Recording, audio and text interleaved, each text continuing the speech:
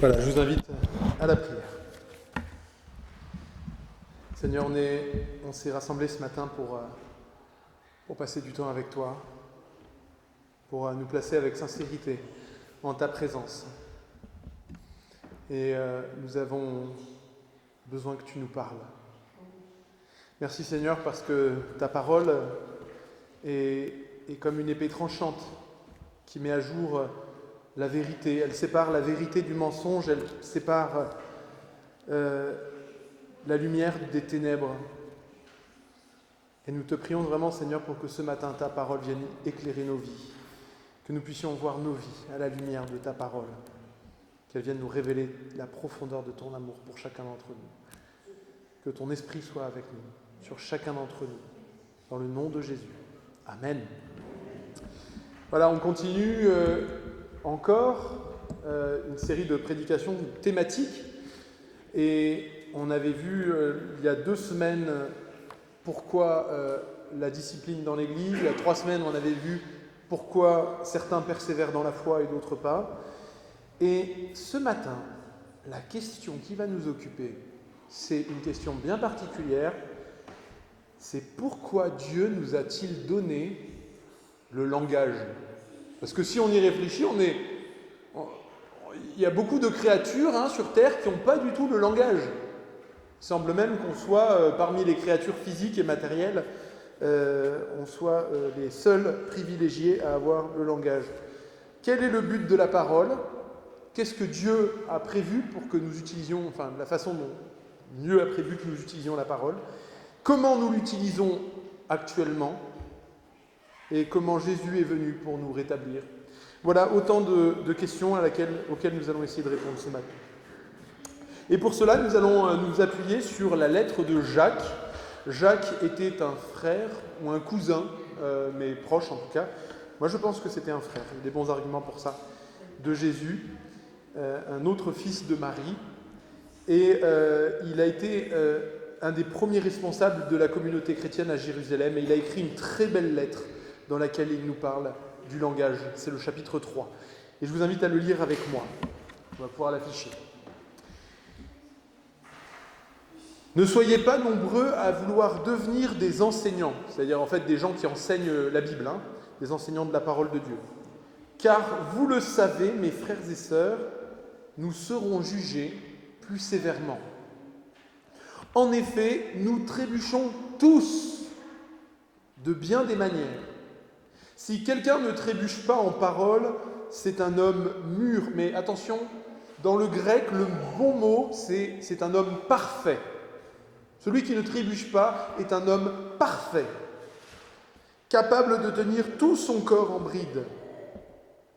Quand nous mettons le mors dans la bouche des chevaux pour qu'ils nous obéissent, nous dirigeons ainsi leur corps tout entier. Voyez aussi les bateaux, même très grands, et poussés par des vents impétueux, ils sont conduits par un tout petit gouvernail, là où le pilote le veut. De même, la langue, qui est un petit membre, peut se vanter de faire de grandes choses. Voyez comment un tout petit feu peut embraser une grande forêt. Tiens, ça pourrait être de l'actualité, ça. La langue aussi est comme un feu, c'est le monde de la méchanceté. La langue se trouve parmi nos membres, elle souille tout notre corps et enflamme le cours de notre existence, étant elle-même enflammée par l'enfer, la Guéhenne, mais en fait, il faut comprendre, les puissances démoniaques et les ténèbres. Toutes les espèces de bêtes, d'oiseaux, de reptiles et d'animaux marins peuvent être domptés ou ont été domptés par l'être humain. L'homme, par l'être humain. La langue, en revanche, aucun homme, aucun être humain, ne peut la dompter. C'est un mal qu'on ne peut pas maîtriser. Elle est pleine d'un venin mortel. Par elle, nous bénissons Dieu notre Père, et par elle, nous maudissons les hommes faits à l'image de Dieu. De la même bouche peuvent sortir la bénédiction et la malédiction. Mes frères et sœurs, il ne faut pas que tel soit le cas. Une source peut-elle faire jaillir par la même ouverture de l'eau douce et de l'eau amère ? Un figuier, mes frères et sœurs, peut-il produire des olives? Ou une vigne peut-elle produire des figues? Non, bien sûr. Aucune source ne peut produire de l'eau salée et de l'eau douce, sous-entendu en même temps. Voilà, nous avons lu la parole de Dieu. Et ce passage, nous le comprenons bien, est en train de nous parler de la puissance, de la force du langage humain. Le langage, cette chose merveilleuse, cette habilité à parler, c'est un pouvoir extraordinaire dont les êtres humains sont les seuls dépositaires dans le monde physique. C'est une grande responsabilité.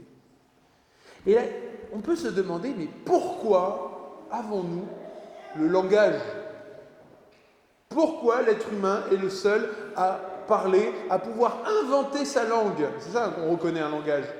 On peut choisir, on peut décréter ensemble les mots qu'on va utiliser. Et on les utilise. Ce n'est pas instinctif. C'est de l'ordre de la culture.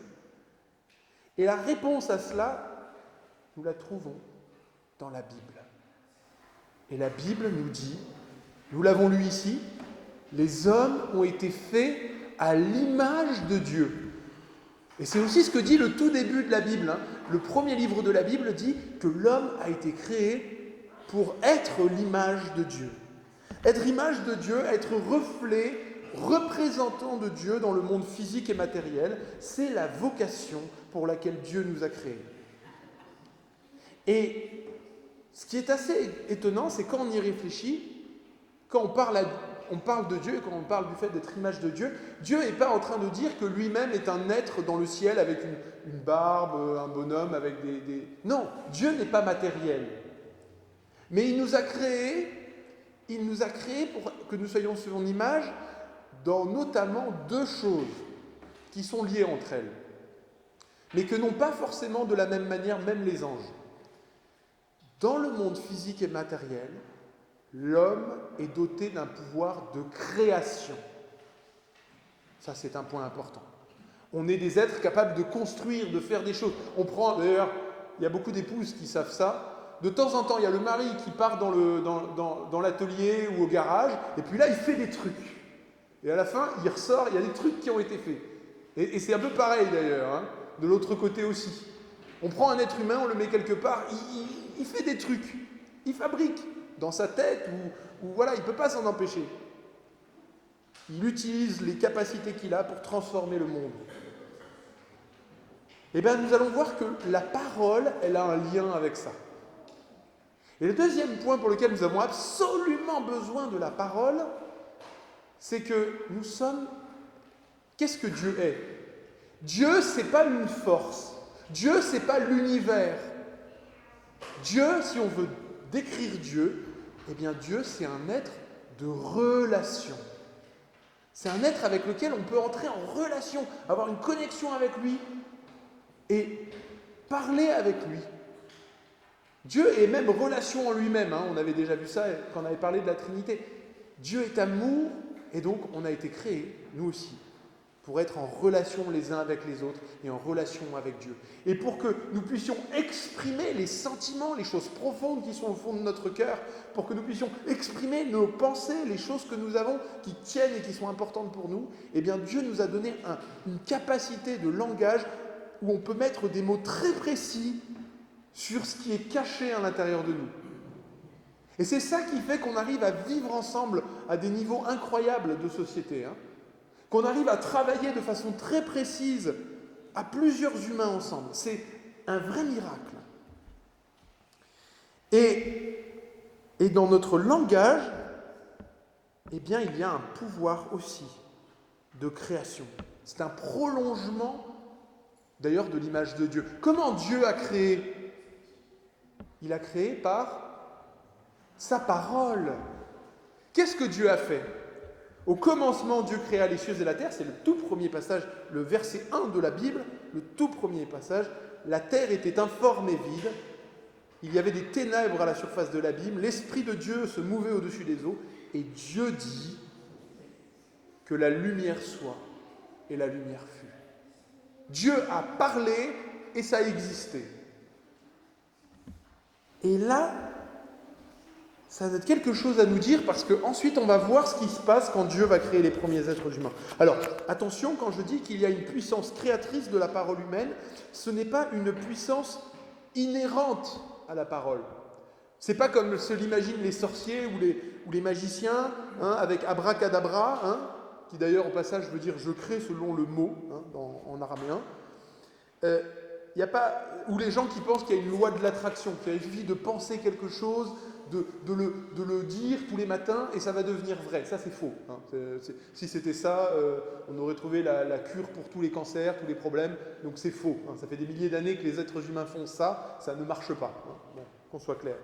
Et d'ailleurs, malheureusement, il y a quelques chrétiens évangéliques qui pensent qu'il suffit de déclarer. Alors c'est un peu la version un peu abracadabra, mais on dit voilà, je déclare ma santé financière.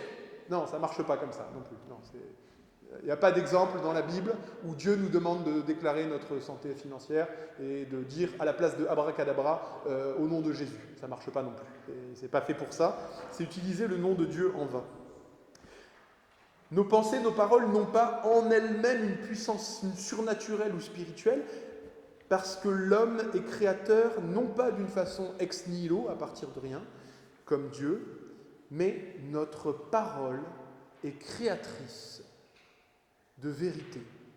Elle rend la réalité intelligible. Ça veut dire, sans la parole, la réalité n'est qu'une masse informe de données incompréhensibles. Et c'est le fait de nommer les choses, de les mettre dans des cases, de leur donner des noms, que ce soit les plantes, les animaux, les concepts, les émotions, qui font que ces choses-là se mettent à apparaître pour ce qu'elles sont. C'est exactement ce que Dieu a fait quand il a créé la terre qui était informe et vide, et qu'ensuite il a mis la lumière dessus. Et que d'un coup on a vu ce que c'était. Et la preuve de ce que je suis en train de dire, c'est que au moment où Dieu a créé les êtres humains, il va leur donner une mission très précise. C'est au chapitre 2 de la Genèse. Dieu, après avoir créé la terre et après avoir formé tous les animaux des champs, tous les oiseaux du ciel, fit venir tous les animaux vers l'être humain pour voir comment l'être humain les appellerait. Afin que tout être vivant portât le nom que l'homme lui donnerait. Très très bizarre ce passage. Dieu est en train de dire, voilà, j'ai créé toutes sortes de créatures, je ne leur ai pas encore donné de nom. Et tu sais ce qu'on va faire ? Je vais te donner le privilège de les nommer. Et quand tu les auras nommés, j'utiliserai les mêmes noms, les mêmes choses que toi tu leur donnes. C'est un peu comme si vous avez inventé une super recette de gâteau, mais que vous n'avez pas encore donné de nom à votre recette, et que vous donnez le privilège à celui qui va goûter le gâteau en premier, de donner un nom à cette recette. Et c'est ce que Dieu un peu a fait avec l'homme. L'homme, est nommé responsable de la création, il a été créé à l'image de Dieu, et il a la responsabilité de rendre visible l'invisible, de se faire témoin de la beauté, de rendre l'incompréhensible compréhensible et l'inintelligible intelligible. Comme, on va dire, un artiste, vous savez, un artiste qui travaille à un tableau et qui a devant lui un superbe paysage. Mais le paysage est presque tellement beau, tellement grand, qu'on a du mal en fait à vraiment le comprendre ou le percevoir. Et l'artiste, c'est ça qui est extraordinaire. Avec un petit bout de charbon, hop, il arrive à transmettre en fait la beauté. Et en fait, la beauté de l'œuvre de l'artiste complète quelque part le paysage. Les deux vont ensemble. C'est en regardant le paysage qu'on se rend compte à quel point c'est beau. Vous avez remarqué que des fois, comme ça fait ça quand on lit des livres, on lit un livre et d'un coup on s'arrête, on fait « c'est exactement ce que je ressens dans mon cœur ». Ou ce que la personne décrit, c'est exactement les choses, les mots que je n'aurais pas réussi tout seul à mettre le doigt dessus. C'est exactement ça le problème, ou c'est exactement ça ce que je voudrais décrire. Et quand on le vit là, on est content, on a une forme de satisfaction, comme si quelque chose était plus accompli. Eh bien, l'homme a été placé sur terre pour ça. La vocation du langage sur la terre, c'est d'utiliser notre bouche, notre langage, pour la gloire de Dieu, que ce soit en coopérant pour le bien les uns avec les autres, que ce soit en travaillant ensemble, que ce soit en encourageant, en utilisant le langage comme un service pour les autres. C'est pour exprimer la vérité qui est dans la réalité. C'est pour sublimer les œuvres du Créateur. C'est pour prononcer des paroles de bénédiction, d'adoration. Et c'est pour cela que nous sommes sur terre, avec cette capacité de raisonner, de parler. Mais quand on lit le passage que nous avons lu là dans l'évangile de Jacques, dans la lettre de Jacques, Jacques parle du langage en disant à quel point c'est quelque chose de dangereux. De tellement dangereux qu'il dit même qu'il vaut mieux ne pas avoir trop d'enseignants. Il ne faut pas que tout le monde se mette à vouloir devenir pasteur, parce que c'est quelque chose sur lequel la pente est glissante. Et c'est vite fait de tomber.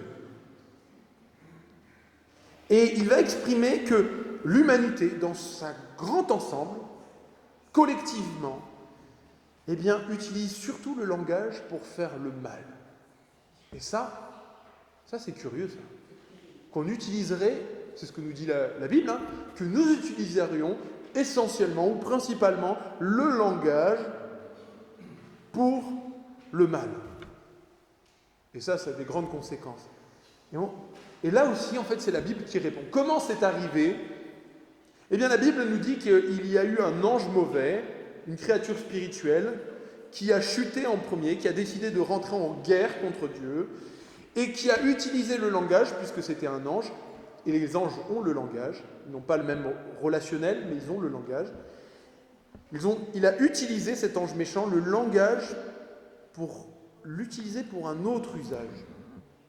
Au lieu de l'utiliser pour bénir, adorer Dieu et pour décrire la réalité, il a trouvé une nouvelle façon de l'employer, qui est de l'utiliser pour cacher la vérité, pour mélanger les ténèbres et la lumière afin qu'on ne puisse plus discerner ni les ténèbres ni la lumière, pour mélanger la vérité du mensonge pour qu'en fait on soit perdu. Et cette créature, le diable, le serpent ancien, le Satan, comme il est appelé, et dont Jésus nous dit qu'il existe, Jésus en parle dans l'évangile de Jean, il dit à propos de Satan, il a été meurtrier dès le commencement, il ne se tient pas dans la vérité parce qu'il n'y a pas de vérité en lui, et quand il profère le mensonge, il parle de son propre fond, car il est menteur et le père du mensonge. Et le mensonge, c'est ça. C'est vraiment de mettre de la confusion pour qu'on ne puisse plus reconnaître, qu'on ne puisse plus décider, pour que nos choix soient mauvais. Ça nous retourne le cerveau où en fait quelque chose de faux va nous apparaître vrai et quelque chose de vrai va nous apparaître comme faux. Et la réalité n'est plus la réalité. Et il suffit de pas grand-chose. Et la façon dont la Bible nous décrit le mensonge du diable, c'est que le diable s'est approché des premiers êtres humains et leur a dit « Est-ce que c'est vrai que Dieu vous a interdit de manger les arbres du jardin ?» Et c'était un mensonge, bien sûr. Les hommes vont répondre « Non, c'est pas vrai, Dieu nous a permis tous les arbres, sauf un, celui de la détermination du bien et du mal. » Et alors le diable va dire, les hommes vont dire, et si nous en mangeons, nous mourrons. On sera séparés de Dieu. Et là, Satan va dire, c'est pas vrai, vous n'allez pas mourir. Mais au contraire, vous allez devenir vos propres dieux. Et vous pourrez choisir pour vous-même ce qui à vos yeux est le bien et à vos yeux ce qui est le mal. Vous aurez la même capacité, autrement dit, d'appeler mal le bien et bien le mal. Vous pourrez choisir de façon totalement libre la façon dont vous utiliserez le langage. Et ce mensonge, l'humanité dans son immense majorité, elle y croit encore. Elle croit encore que les humains ont toute autorité pour appeler mal le bien, ténèbres la lumière, lumière les ténèbres, et mettre de la confusion. Que chacun est libre d'utiliser... Que pour être heureux, chacun est libre d'utiliser le langage, non plus pour glorifier Dieu, non plus pour faire du bien à nos prochains, mais pour nous servir nous-mêmes. pour nous mettre, nous, comme des dieux au-dessus de Dieu. Pour utiliser le langage non plus d'égal à égal, mais le langage est utilisé comme une arme de domination pour écraser et asservir, pour se dissimuler et se dédouaner de toute responsabilité. C'est exactement ce qui s'est passé ensuite. Quand, dans le récit, Dieu arrive dans le jardin, il dit à l'homme, « Pourquoi as-tu mangé du fruit que je t'avais défendu ?» Et la première réaction de l'homme, c'est le mensonge. « Ce n'est pas moi, c'est la femme que toi tu as mis à mes côtés. » C'est du mensonge. Au lieu d'assumer sa responsabilité, il utilise le langage, la bouche que Dieu lui a donnée pour mettre du flou, comme si ça pouvait tromper Dieu, mettre du flou pour protéger sa propre image, pour montrer que ce n'est pas lui qui est vraiment le coupable, c'est sa faute à elle. Et en fait, depuis ces temps immémoriaux, eh bien en fait l'humanité utilise le langage toujours de cette même manière. Ça n'a pas changé. Je vais vous poser une question. À votre avis, combien de fois par jour vous estimez que vous mentez ? Mais pas des gros mensonges toujours, hein, mais des petits mensonges. Je vais vous en raconter un il n'y a pas longtemps. J'avais laissé ouvert la lumière des toilettes sans faire exprès. Je suis distrait. Et je suis toujours le premier, des fois, à remarquer des choses. Et quand quelqu'un me fait la remarque en disant « Qui c'est qui a oublié la... » Je ne sais pas. C'est pas moi. Enfin, je crois pas, en tout cas. Le dernier à être sorti, c'était moi. Donc, logiquement, c'est moi. Mais bon, j'ai pas envie de passer pour le type qui a encore oublié, quoi. Je suis quelqu'un d'important. Je suis pasteur. Je suis quand même censé... c'est les enfants qui oublient, hein. C'est connu. Mais moi, j'utilise le langage comme ça. Vous, peut-être pas. Moi, je pense que vous peut-être, vous êtes, comme Jacques le décrit, hein, quelqu'un de parfait, d'accompli. Le problème, c'est que Jacques, quand même, juste avant, dit... je vous le relis le passage. Jacques dit « Nous trébuchons tous de bien des manières. Si quelqu'un ne trébuche pas en parole, c'est un homme parfait. » Alors, moi, en tout cas, je ne suis pas parfait. Je vous le dis direct. Mais je trouve qu'une des façons peut-être les plus tordues de la façon dont nous utilisons le langage, et je veux dire, c'est d'autant plus un danger pour les gens qui savent bien manier le langage.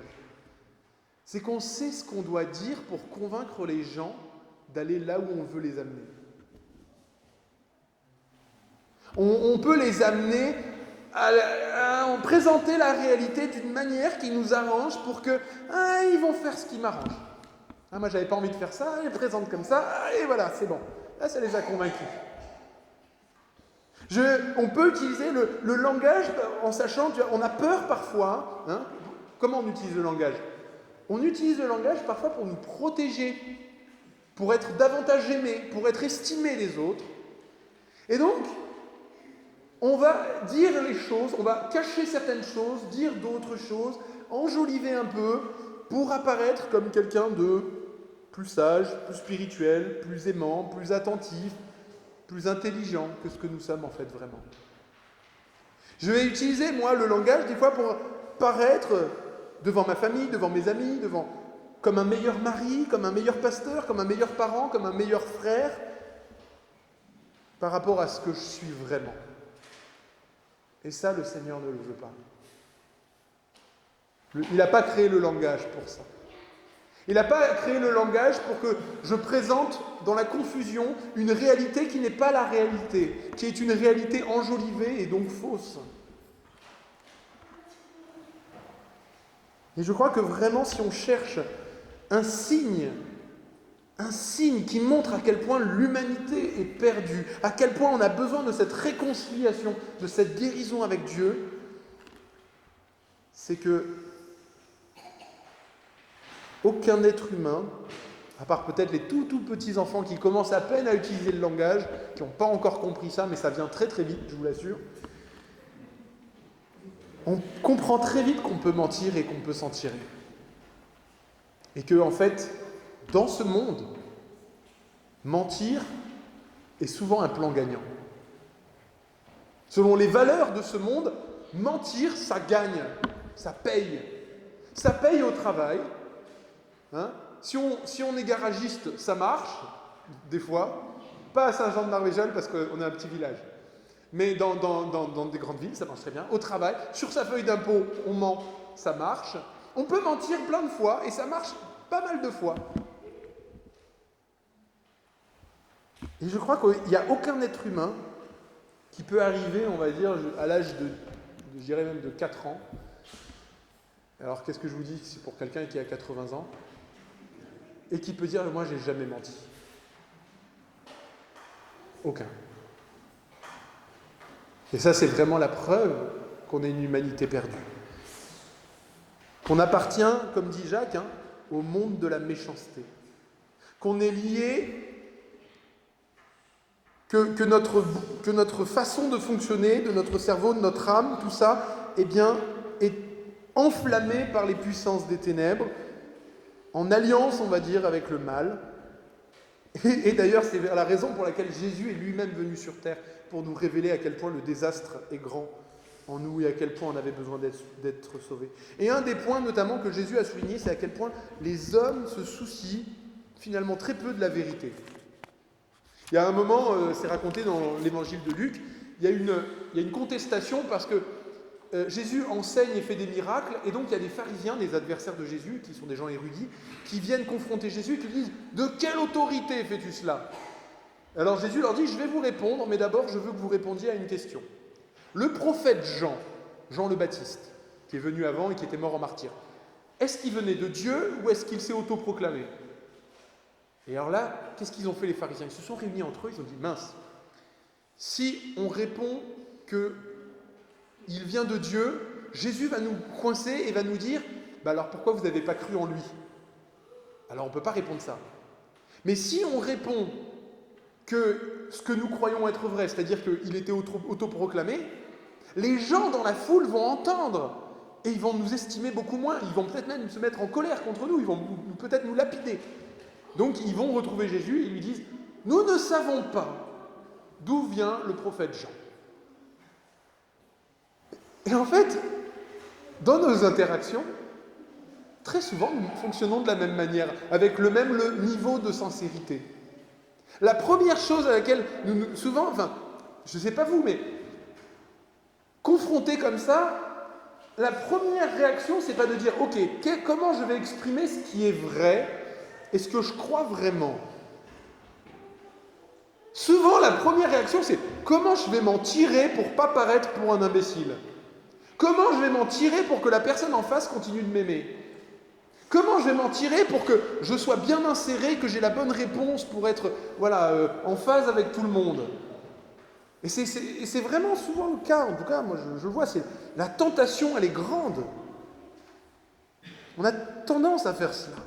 On sait très bien ce qu'on doit dire aux gens pour ne pas déranger.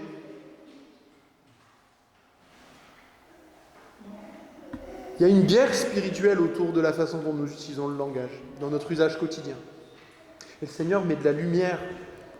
Il montre que les mots que nous employons, l'usage que nous faisons de la parole, il a un sens spirituel. Il y a une guerre acharnée entre la vérité et le mensonge. Et quand on dit la vérité, la vraie vérité, ça peut avoir un impact énorme. Et quand il y a du mensonge, ça peut avoir un impact énorme.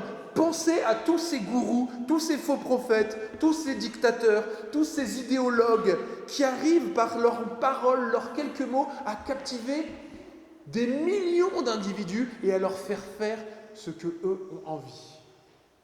Quelle puissance! Tous les systèmes totalitaires, toutes les idéologies mortifères, du passé comme du présent, comme du futur, elles savent que le combat se joue déjà dans nos mots de tous les jours. Et elles savent utiliser la pression sur les gens pour tordre le langage, même des chrétiens, pour que nos mots ne puissent plus être utilisés dans l'espace public pour désigner le réel, pour que la réalité soit incompréhensible, pour que tout soit confus. et que la vérité ne puisse plus être discernée. C'est parfois l'origine de beaucoup de périphrases qu'on utilise pour ne plus dire appeler un chat et un chien un chien. Par exemple, il y en a beaucoup dans l'histoire, hein. Les Allemands avaient appelé l'extermination, ils avaient appelé ça la solution finale. Hein. C'est sûr que s'ils avaient appelé ça l'extermination des Juifs, ça aurait été moins vendeur pour une part de la population. Là, dernièrement, on nous propose l'aide à partir dans la dignité. Bon, alors je ne sais pas vous, mais moi je crois qu'un être humain, sa dignité est inaliénable. Donc ça n'a rien à voir, sa dignité. Partir dans la dignité pour parler d'un suicide assisté, c'est un mensonge. Droit reproductif, le fait de tuer un bébé dans un ventre. Non, ça, moi non plus, je n'adhère pas. Les ténèbres sont les ténèbres, la lumière sont la lumière. L'homme est un homme, la femme est une femme, un enfant est un enfant. Il faut appeler les choses par leur nom.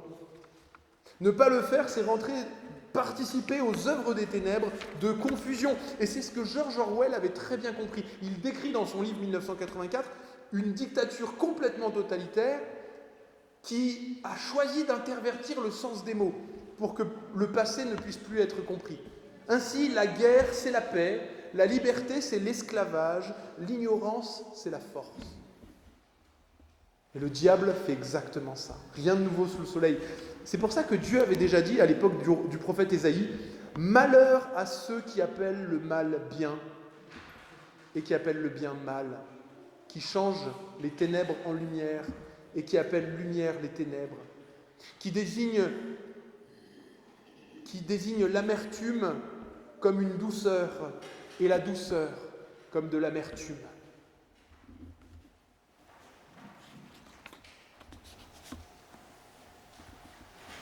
Ce que le Seigneur nous dit en tout cas, c'est que un jour, nous rendrons compte de toutes les paroles que nous avons dites. Jésus dit, il n'y a rien de caché qui ne sera découvert, rien de secret, c'est-à-dire même les choses qu'on a pensées dans notre tête, tous les mensonges qu'on a inventés, qui ne sera connu. Tout ce que vous serez dit dans les ténèbres sera entendu dans la lumière et tout ce que vous aurez dit à l'oreille dans les chambres sera prêché sur les toits. On peut mentir aux hommes, mais on ne peut pas mentir à Dieu. Jésus dit encore, c'est de l'abondance du cœur que la bouche parle au jour du jugement. Les hommes rendront compte de toute parole vaine ou inutile ou méchante qu'ils auront prononcée. D'après tes paroles, tu seras déclaré juste, et d'après tes paroles, tu seras condamné. Alors en entendant ça, je ne sais pas vous, mais j'ai du mal à estimer le nombre de mensonges, de semi-vérités, que j'ai pu prononcer depuis ma naissance. Je pense que ça doit être dans les millions. Je ne sais pas. Il faudrait calculer, mais je pense qu'on est peut-être... Je ne serais pas étonné qu'on arrive à 1 million. Et en entendant ça, on peut dire, mais on a tous menti. Qui est juste ? Qui peut se tenir devant Dieu et dire « Moi, ma bouche n'a jamais proféré de mensonges. J'ai toujours utilisé ma bouche à bon escient pour glorifier Dieu, pour non pas me servir, mais pour servir les autres. »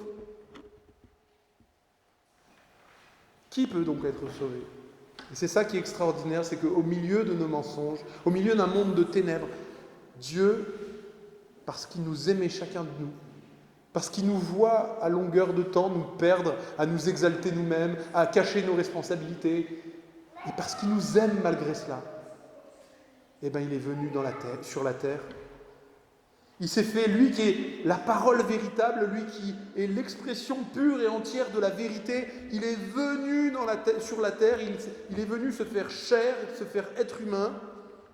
Et l'apôtre Pierre donne ce témoignage, lui qui n'a pas commis de péché, lui dont la bouche n'a sorti aucun mensonge.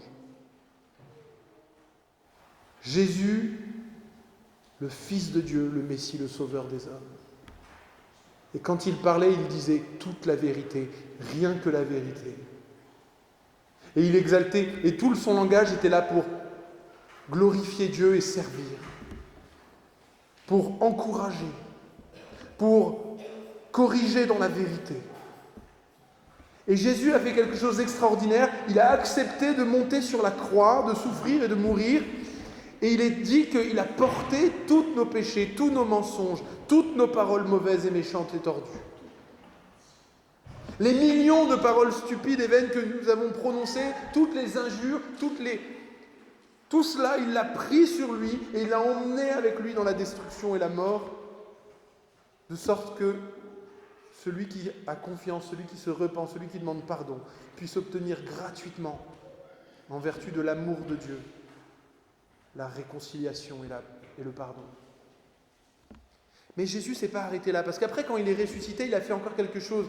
Il a envoyé son esprit, qui est venu habiter au milieu de nous, en nous, pour que nous devenions à notre tour des hommes et des femmes, capables de ne plus cacher nos fautes, capables de parler avec sincérité, capables de prendre de la distance avec cette façon habituelle des hommes, de toujours parler en se disant « Comment je vais être perçu ? Comment les gens vont me penser ? Qu'est-ce qu'ils vont penser de moi ?» Et d'un coup, on est habité par une nouvelle logique. Comment Dieu, lui, me voit. Il nous apprend petit à petit à sortir du mensonge, de l'hypocrisie, et à parler avec courage, grâce et vérité. Et le Seigneur appelle ses enfants à un usage restauré de la parole. Et c'est pourquoi l'Esprit Saint a inspiré aux apôtres ces mots, que votre parole soit toujours pleine de grâce, assaisonnée de sel, afin que vous sachiez comment répondre à chacun. Renoncez maintenant à toutes ces choses, à la colère, à la méchanceté, à la calomnie, aux paroles mensongères qui pourraient sortir de votre bouche.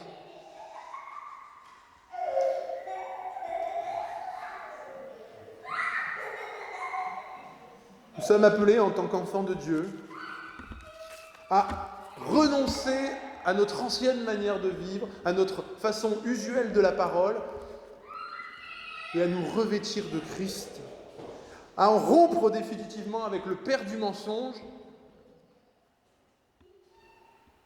et à ressembler à Jésus qui parlait dans la vérité et dans l'amour.